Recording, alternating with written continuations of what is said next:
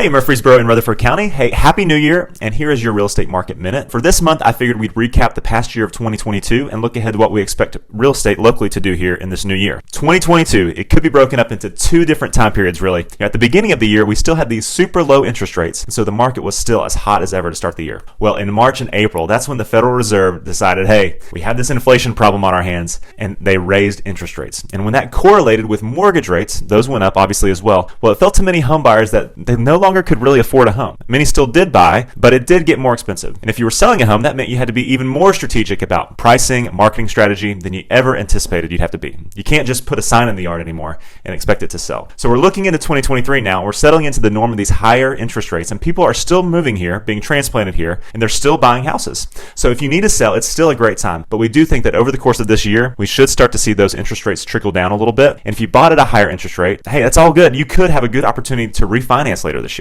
And if you need to buy before then, hey, you'll get a lot of great appreciation when all of that happens. So with all of that, 2023 looks to be a great stabilizing year for our local market. People are still buying houses here. It's still a great time to sell too. If you have real estate questions, feel free to reach out. I would love to talk to you about it. All right?